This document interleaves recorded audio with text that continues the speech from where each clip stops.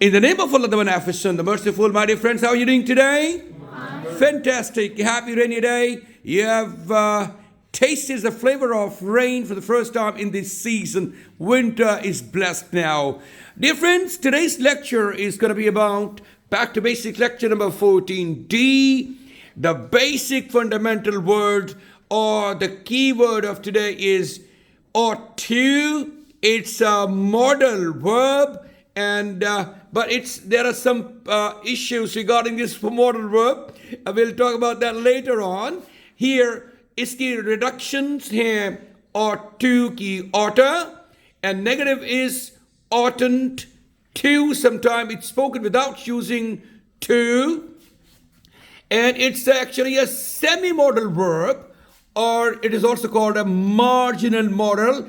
It's different because there is following to after ought. Ought के बाद to है, इसलिए हम इसको semi-modal कहते हैं. Otherwise, in the normal modal verbs like may, might, can, could, must, should, would, हम कोई to इस्तेमाल नहीं करते. वो bare infinitive इस्तेमाल होता है उनके बाद. First form of the verb इस्तेमाल करते हैं without to. तो यहाँ इसके साथ चूंकि to है following, this is why it is called marginal modal or the semi-modal. All right. So let's get started. Try to understand other aspects of this marginal modal or to. A little stronger than should. Should से थोड़ा strong होता है, but not as strong as must. लेकिन must से कम strong होता है. इसकी कुछ sequence का बनाए तो सबसे पहले बनेगा should, mild obligation, ought to, a little bit stronger obligation, must, very strong obligation, and have actually very, very strong, and in which there is also a kind of threat or a warning later कि अगर आप ये काम नहीं करेंगे तो कोई गड़बड़ हो सकती है. All right, we use actually ought to when talking about things about which are desired or ideal. ऐसे काम के बात करते हुए जो आइडियल चीज़ें हैं, या ख्वाहिश की जाती जिनकी ऐसा होना चाहिए. और ये मोर फॉर्मल है, ज़रा शुड से स्ट्रॉन्गर भी है और ज़रा फॉर्मल भी है, एंड लेस यूज्ड है, मतलब यूज्ड लेस फ्रीक्वेंटली, ज़रा कम इस्तेमाल किया जाता है. सो इसका बहुत कंपैरिजन किया जाता है शुड के साथ, और शुड इसको रिप्लेस करता है. द बोथ आर इंटरचेंजेबल, दोनों को इंटरचेंज किया जा सकता है. शुड की जगह ought to का इस्तेमाल और ought to की जगह पर शुड को यूज़ किया जा सकता है. ought to की जो कॉन्ट्रैक्शन या इसकी रिडक्शन है, दैट्स oughta. oughta बहुत इस्तेमाल होती है जब जो अफर्मेटिव सेंटेंसेस में, जो सादा जुमले उसमें तो ought to, oughta इस्तेमाल होती है, लेकिन नेगेटिव में oughtn't मौजूद है आपके पास प्रोविजन, लेकिन लेस यूज्ड है. इस तरह क्वेश्चन बनाते हुए आप ought से स्टार्ट करती हैं.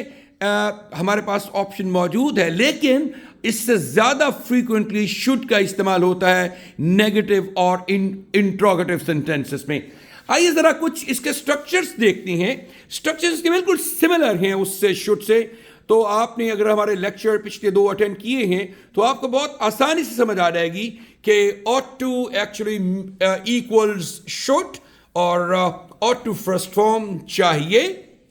और आप देखिए ought to be, ought to have been, और फिर once again ought to be, और फिर ought to have been, और उसके बाद फिर ought to have and ought to have had. ये हमारे पास कुछ कुल मिला के 8 स्ट्रक्चर्स हैं which are frequently used regarding ought to.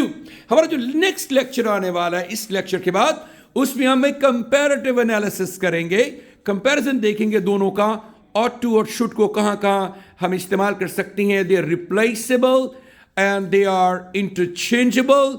इसलिए हम बहुत ही तफसील से एक lecture, tomorrow's last lecture, most probably it will be the lecture number 14 E. आज D है और फिर वो E होगा, the last lecture of should and ought to series.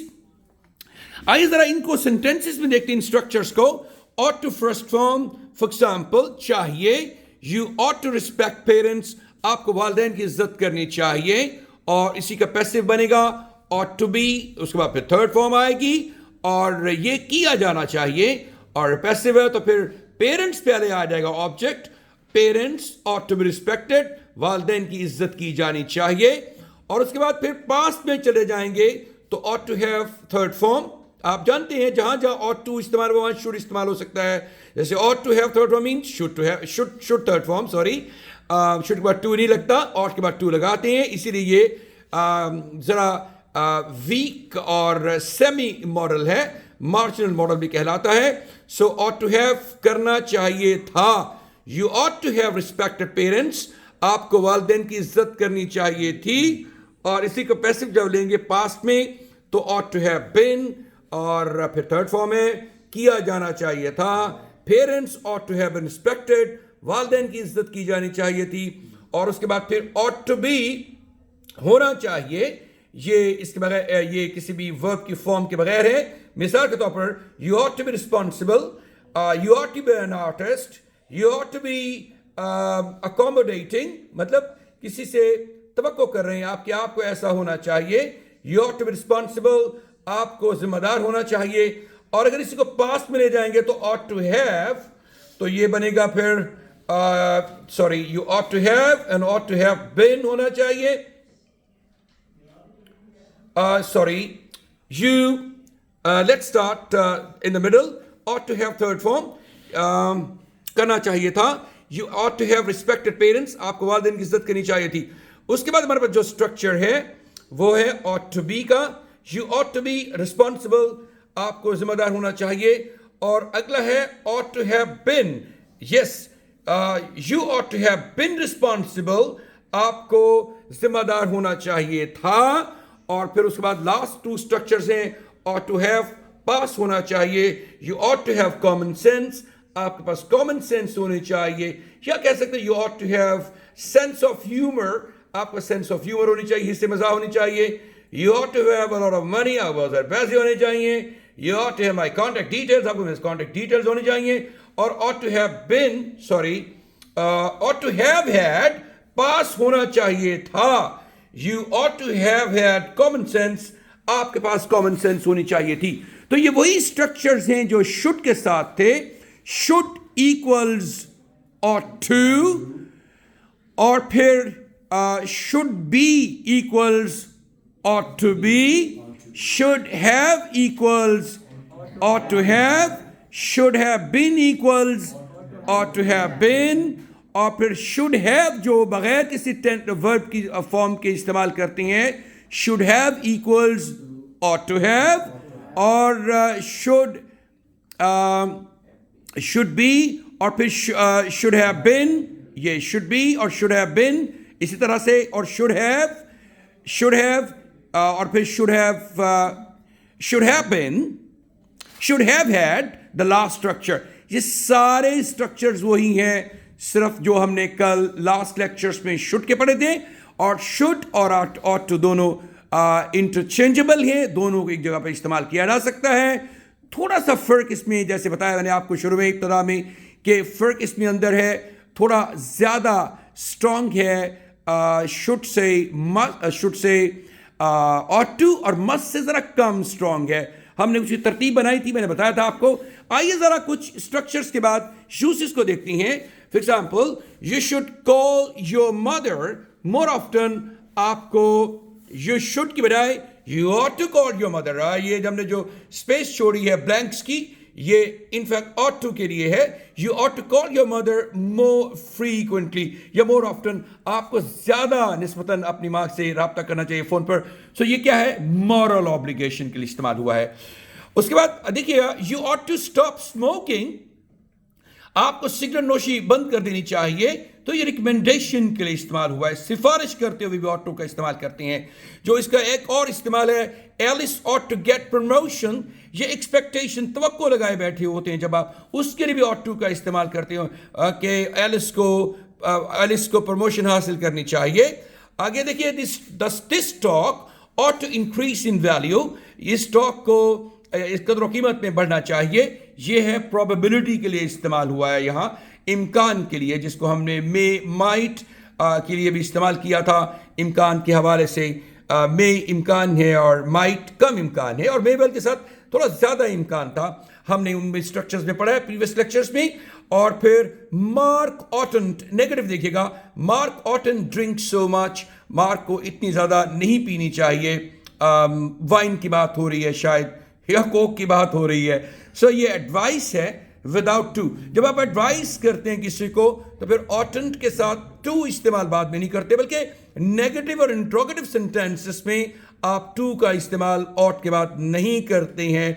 अगर कर लें तो it's not wrong, but in spoken English you don't normally use to after the negative in interrogative of ought. तो नेक्स्ट है यू ऑटंट बी सेल्फिश, आपको खुद गर्ज नहीं होना चाहिए। ये नेगेटिव सेंटेंस बना विदाउट टू है। और इस तरह से इसकी जगह पर आप इस्तेमाल किया जा सकता है you shouldn't be so selfish, आपको इतना खुद गर्ज नहीं होना चाहिए। ये मोर फ्रीक्वेंटली यूज किया जाता है। इसके बाद फिर ought we not be worried, क्या हमें परेशान नहीं होना चाहिए अबाउट एनवायरमेंट, माहौल के हवाले से। तो इसको जब ऑट वी नॉट टू, ये सवालिया सेंटेंस है, इंट्रोगेटिव है, इंट्रोगेटिव भी हमने टू के बगैर बनाया है यहाँ। और इसकी जगह पर अगर आप करेंगे should we be worried about environment, क्या हमें माहौल के हवाले से, एनवायरमेंट के हवाले से परेशान नहीं होना चाहिए। शुड का इस्तेमाल फ्रीक्वेंट है नेगेटिव में भी और इंट्रोगेटिव में भी। हमारे पास कुछ एक एनालिसिस भी है, हमने रखा है मोर फ्रीक्वेंटली यूज, ये तो बता दिया आपको। ये 4 का एनालिसिस रखा है हमने, जिसमें आपके पास है जी शुड, ऑट टू, मस्ट और हैड बेटर। इसमें देखिएगा सेंटेंस हमारे पास है you should take a break, आपको थोड़ी ब्रेक लेनी चाहिए, टू गेट सम रेस्ट, कुछ रेस्ट करने के लिए। ये आपको एडवाइस किया जा रहा है, तो ये माइल्ड ऑब्लिगेशन है, लाइट एडवाइस है आपके लिए। तो माइल्ड ऑब्लिगेशन के लिए आपने शुड का इस्तेमाल किया। अगला सेंटेंस है you ought to call your mother more often, ought to का इस्तेमाल है। तो ये किस लिए इस्तेमाल हुआ जी? आपका मॉरल ऑब्लिगेशन के लिए इस्तेमाल हुआ है। तो आप you ought to call your mother more often, आपको अपनी माँ को ज़्यादा कॉल करनी चाहिए, ज़्यादा बात करनी चाहिए, बातचीत करनी चाहिए। You must have a complete medical checkup, अब या उससे ऑट टू से ज़्यादा स्ट्रॉन्ग है ऑब्लिगेशन। स्ट्रॉन्ग ऑब्लिगेशन के लिए आप मस्ट का इस्तेमाल करते हैं। मस्ट के नेक्स्ट लेक्चर्स आएंगे, लेकिन अभी हम इसको सिर्फ कंपैरेटिव एनालिसिस के लिए कर रहे हैं। You must have a complete medical checkup, आपको एक मुकम्मल मेडिकल चेकअप आपका होना चाहिए। और लास्ट में हमारे पास एक हैड बेटर है, you had better obey the rules, बेहतर है कि आप रूल्स को ओबे करें। अब यह जो हैड बेटर है, इनफैक्ट इसमें एक सॉर्ट ऑफ वार्निंग भी मौजूद है कि आपको, आपके लिए बेहतर है, otherwise you will have to face the consequences, वगरना आपको कुछ नताइज भुगतना होंगे। तो इसमें ये इसलिए ये सबसे ज़्यादा स्ट्रॉन्ग है। और चारों का एनालिसिस दिया। कल का लेक्चर जो होगा it will be about the comparative analysis of should और ऑट टू। उसके बहुत सारे सेंटेंसेस हम, कीमती जुमले हम अंडरस्टैंड करेंगे। It will be the last lecture regarding the series of 14. It's the 14E lecture number, and I hope you've understood everything regarding ought to. It was really important lecture. I thought perhaps ये miss नहीं होना चाहिए, इसलिए हम इसको record किया, and we have also uploaded it for your convenience. Or if you want to have some more lectures about anything, and what is your response about our videos which are being uploaded quite consistently, आप कैसा महसूस करते हैं? Are they benefiting you or not? So you can write down in the comment section, and wish you all the very best of luck. Thank you very much indeed. Have a very good day, and God bless you all, and Allah Hafiz.